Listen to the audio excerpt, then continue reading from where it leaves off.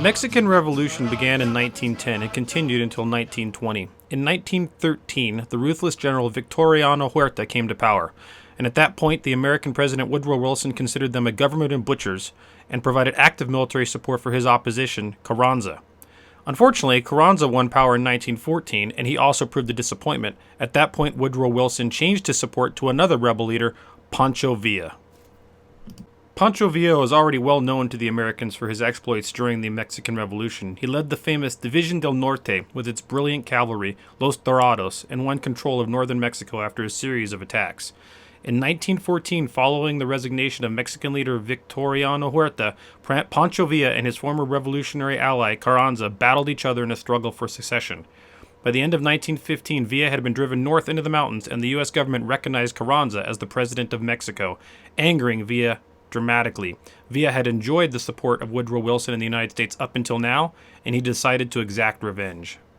Pancho Villa had viewed this shift of the United States government's stance against him as betrayal and began pursuing a new strategy. Instead of trying to overthrow Carranza directly, he decided to provoke a war between the U.S. and Mexico that would result in the U.S. intervention and potentially the collapse of Carranza's regime. Villa hoped to provoke war by raiding on the U.S. border, killing American citizens, and destroying property to inflame public opinion. Columbus, New Mexico had the store of Sam Ravel. Sam Ravel has been rumored to have been dealing with the Villistas and trading with them in weapons, ammunition, and supplies. Villa was supposedly shortchanged by Ravel, and that's what made Columbus an excellent target for his raid. On March 8th, Pancho Villa approached the Mexican border near Columbus, New Mexico with approximately 3,000 men and 6,000 horses. Pancho Villa's scouts reported that there was only approximately 30 U.S. soldiers guarding the town of Columbus, New Mexico, but they were actually incorrect. There were 12 officers and 341 men, approximately 270 of which were combat-ready troops. Villa divided his force into two columns and at 4:15 a.m. on March 9th attacked Columbus, New Mexico with a two-pronged attack. They marched into town shouting, "Viva Villa, Villa Mexico," and other phrases, and the townspeople awoke to an army of Villistas burning their settlement and looting their homes.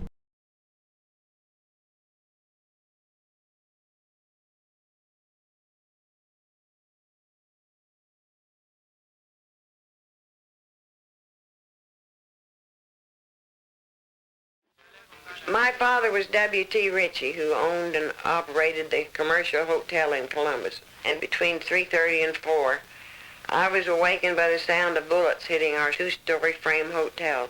We could hear the Mexicans running up and down the streets on their horses, and the horses whinnying, and shouts of "Villa, Villa," and gunfire. And finally the front door was banged open, and about 50 Mexicans came up the steps, poorly dressed, but heavily armed, shouting and waving their guns around, and they searched all the men and took their money and watches, searched the women, took my mother's rings and a locket and chain for my sister. Uncle Billy Birchfield, who was an old rancher that was well known in that part of the country, was a guest that night, and he spoke very fluent Spanish, and he talked to them and was able to save his life by handing out checks to them from his checkbook as long as it lasted. The Mexicans made my mother go in all the rooms while they shot through the mirrors and the beds. And then they came back and made all the men go down the stairs. Mr. Papa, my father was shot, and then Mr. DeWitt Miller made an attempt to get into his car that was parked in front of the hotel, and his body was found slumped over the car.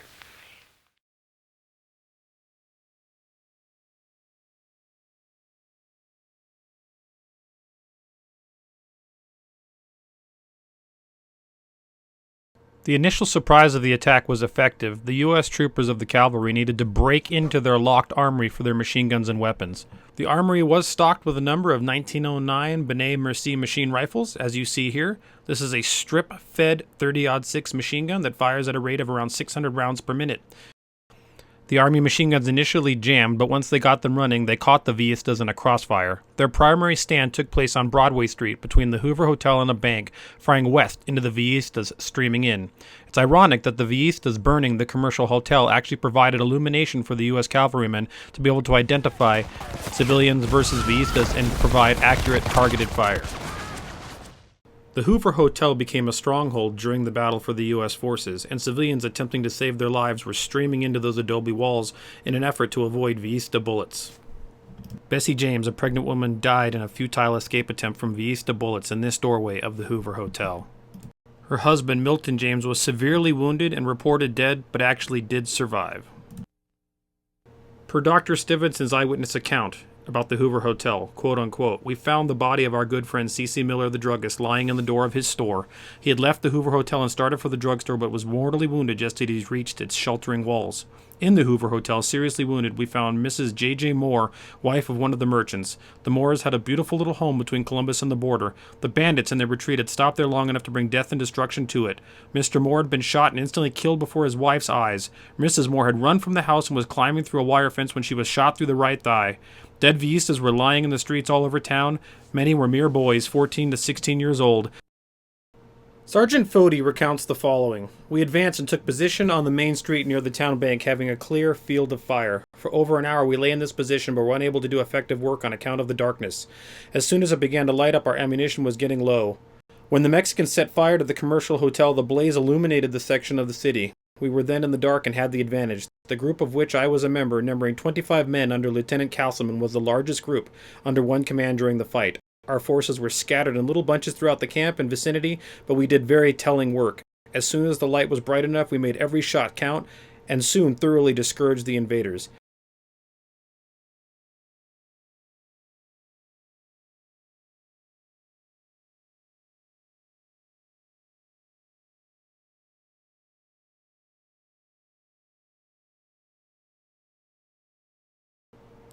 Archibald Douglas Frost was born in Richmond, Texas. In 1913, he came to Columbus, New Mexico to homestead and form the A.D. Frost Furniture Hardware Store.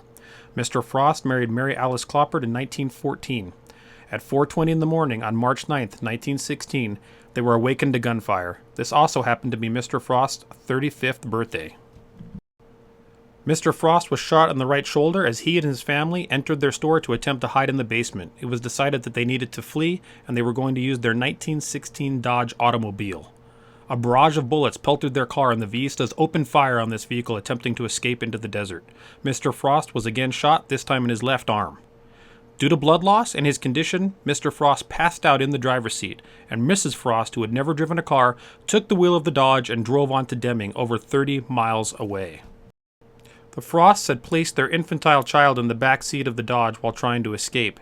This wild ride was bumpy, as you can imagine, trying to get to Deming, New Mexico, and they hit a bump so hard that at one point the baby flew out of the back seat and landed in the front at their feet, unharmed. This is the actual vehicle that the Frosts used to escape that night, and it is now available for you to see at the Columbus, New Mexico Pancho Villa State Park.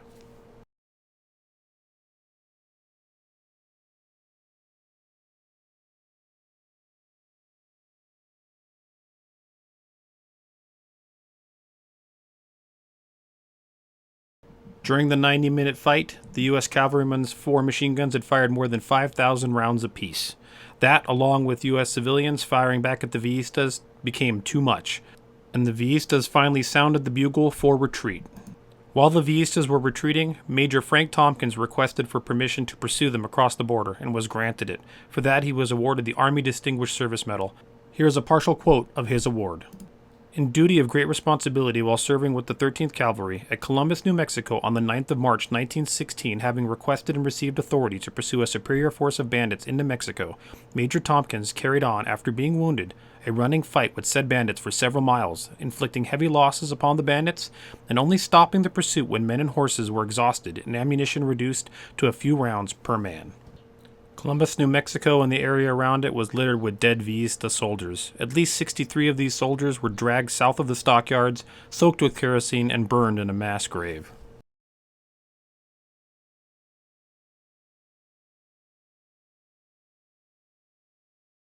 This raid on Columbus, New Mexico did not go without a response. The U.S. government launched on March 14, 1916, the punitive expedition to find and destroy Pancho Villa's main command and prevent his escape. But that's another story.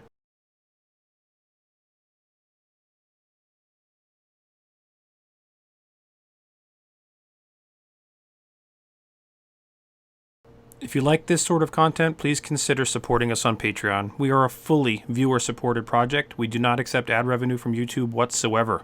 If you can't support us on Patreon, we fully understand. Please just subscribe to our channels and share our content with your friends, because we can't rely on YouTube to promote our content either.